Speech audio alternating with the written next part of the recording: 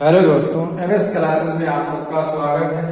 आज हम लोग जो है कक्षा 12 का फिजिक्स पहला अध्याय जो हमारा वैद्युत आवेश का जो क्षेत्र है उसके अभ्यास प्रश्न वाले जो क्वेश्चन आंसर है उसको हम लोग कर रहे हैं, जिसमें से आज हम लोग जो है 13वां प्रश्न करेंगे। 13वां प्रश्न शुरू करने जा रहे हैं। देखिए क्वेश्चन क्या कह रहा है। चित्र किसी एक समान स्थिर विद्युत क्षेत्र में तीन आवेशित कणों के पथ चिन्ह दर्शाए गए हैं। तीनों आवेश के चिन्ह लिखिए। इनमें से किस कण का आवेश द्रव्यमान अधिकतम है। पहली बात कि तीनों आवेश का चिन्ह भी लिखना है कि कौन सा क्या आवेश होगा और किसका द्रव्यमान आवेश द्रव्यमान का जो अनुपात है वो किसका ज्यादा होगा। देखिए ये हमारा फिगर है। ये ऊपर की प्लेटें धनावेशित है, नीचे की प्लेटें ऋणावेशित है। कण 1 और कण 2 का पथ इधर की तरफ विचलित हो रहा है और कण 3 का पथ इधर की तरफ विचलित हो रहा है। यहाँ क्वेश्चन में चीज और दिया है कि एक्स अक्ष और वाई अक्ष भी दिया है क्वेश्चन में। इस चीज को भी हम लोग को ध्यान से देखना है। अब देखिए यहाँ पर, अब जरा फिगर के अंदर देखिए कि पथ जो कण 1 है और कण 2 ऊपर की तरफ भाग रहा है धनावेशित प्लेट की तरफ। तो अगर धनावेशित प्लेट की तरफ भाग रहा है इसका मतलब हुआ कि दोनों ऋणावेश होगा, तभी तो धनावेश की तरफ जा रहा है। और तीसरा वाला ऋणावेशित प्लेट की तरफ भाग रहा है, इसका मतलब ये कि ये धनावेश होगा, तभी तो ऋणावेश की तरफ आकर्षण कर रहा है। इसी चीज को यहाँ पर जो है हमने लिखा है। क्या लिखे हैं कि हम जानते हैं कि धनावेशित कण ऋणावेशित कण की ओर आकर्षित होता है। धनावेश ऋणावेश की तरफ आकर्षित होता है तथा यहाँ कण 1 व 2 धनावेशित प्लेट की ओर आकर्षित होते हैं। 1 और 2 देखो धनावेशित प्लेट की तरफ आकर्षित होते हैं। अतः कण 1 व 2 ऋणावेशित है, यानी 1 और 2 क्या हो जाएगा हमारा ऋणावेशित हो जाएगा, पहले पॉइंट। फिर उसके आगे क्या लिखे हमने कि कण 3 ऋणावेशित प्लेट की ओर आकर्षित हो रहा है। देखो तीसरा वाला ऋणावेशित प्लेट की ओर आकर्षित हो रहा है, अतः कण 3 धनावेशित होगा, यानी ये वाला क्या हो जाएगा धनावेशित हो जाएगा। अब देखिए मार्ग किसका ज्यादा विचलन हो रहा है। देखो ये वाली जो दूरी है ये कण 3 में ज्यादा दिख रही है और इसके हिसाब से कण 2 में और 1 में बहुत कम है। यहाँ से प्लेट से ये ज्यादा दूरी को डिस्टेंस को कवर कर रहा है, इसके अंदर द्रव्यमान का जो विचलन अनुपात आएगा ये अधिक हो जाएगा। देखो यहाँ पर उसका रीजन क्या लिखे हैं कि आवेशित कण का विचलन आवेश तथा द्रव्यमान अनुपात के समानुपाती होता है। द्रव्यमान अनुपात के समानुपाती, आवेश तथा द्रव्यमान अनुपात के क्या होता है समानुपाती होता है, यानी आवेश और द्रव्यमान दोनों एक दूसरे के समानुपाती होते हैं। अतः आवेश द्रव्यमान अनुपात जो होगा वो कण 3 में सबसे ज्यादा होगा। देखो यहाँ पर मार्ग सबसे ज्यादा विचलन यही कर रहा है। सबसे ज्यादा विचलन करने की वजह से इसके अंदर जो द्रव्यमान का अनुपातिक मान प्राप्त होगा वो इसके अंदर सबसे ज्यादा आएगा। अब इसमें बात करें कि अगर आप लोग कैसे इसको हम लोग देख सकते हैं, तो इसकी गति इसी डायरेक्शन के अंदर हो रही है, ऐसे जा रहा है हमारा। अगर गति का समीकरण फॉर्मूले का प्रयोग करें s बराबर ut plus half at square, तो यहाँ पर देखो उसके अकॉर्डिंग हमारा जो हो जाएगा e के बटा में m ही आएगा, ठीक है ना।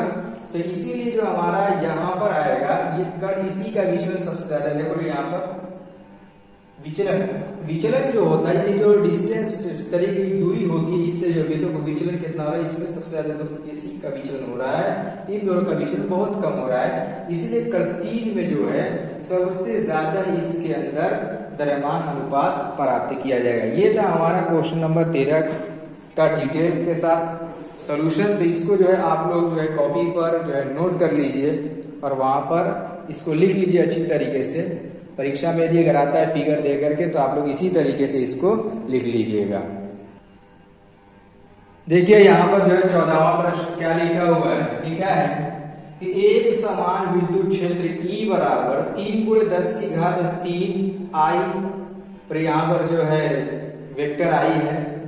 न्यूटन प्रति कूलम पर विचार कीजिए।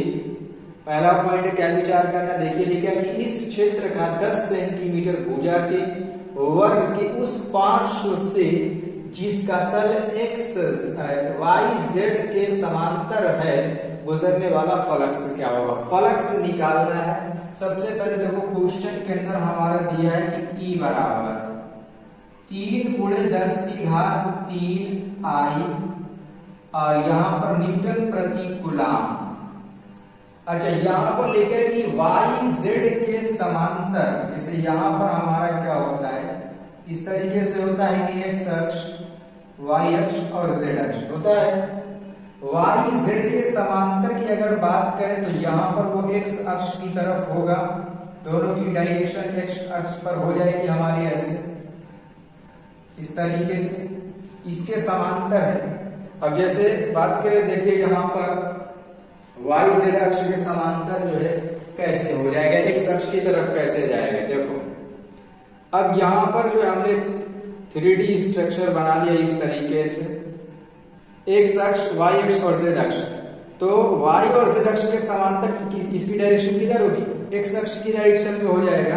तो यहाँ पर जो एक्स अक्ष की डायरेक्शन में हो रहा है, तो यहाँ से जो हम अगर बात करें, पहले तो क्षेत्रफल निकालना पड़ेगा। क्षेत्रफल कैसे निकालेंगे, तो क्षेत्रफल निकालेंगे जब हम लोग, तो यहाँ पर भुजा 10 सेंटीमीटर का वर्ग कह रहा है, यानी जो ये बनाएगा ये वर्ग है 10 सेंटीमीटर का। तो यहाँ से हमारा हो जाएगा कि 10×10 बराबर ये 100 सेंटीमीटर स्क्वायर आ गया क्षेत्रफल का। तो हम लोग को सेंटीमीटर में जो क्षेत्रफल चाहिए नहीं, मीटर में चाहिए। तो यहाँ से हमारा हो जाएगा कि a बराबर 100×10⁻⁴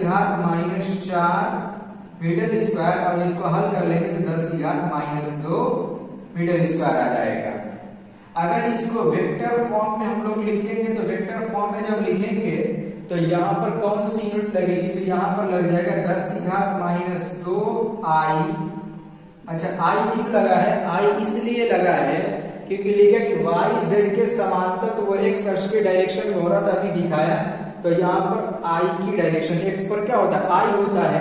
अब इसमें हम लोग को क्या निकालना है कि फ्लक्स निकालना है।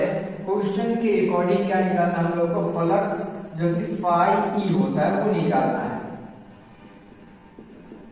और इसके लिए फॉर्मूला होता है φe बराबर vector e dot vector a, ये हमारा फॉर्मूला होता है डॉट प्रोडक्ट्स के साथ। तो यहां से जो है हम लोग जब मान रखेंगे तो e का मान हमारा कितना है कि 3×10⁻³ और यहाँ पर ये डॉट प्रोडक्ट है, तो ये डॉट प्रोडक्ट में यहाँ पर हमारा कितना है कि 10⁻²। आई से आई हमारा, आई का आई में गुणा करेंगे कितना जगह 1 हो जाएगा, और यहाँ हो जाएगा हमारा 3×10, यानी हमारा कितना मिल जाएगा 30 मिल जाएगा। कितना आ गया, 30 आ गया। तो यहाँ से जो φe निकालेंगे तो यहाँ कितना आ गया 30 हो जाएगा। क्या निकाले, फ्लक्स निकाले, तो फ्लक्स का हमारा जो मात्रक हो जाएगा, क्या मात्रक हो जाएगा, तो इसका मात्रक हम लोगों को जो मिलेगा न्यूटन मीटर स्क्वायर प्रति कूलाम।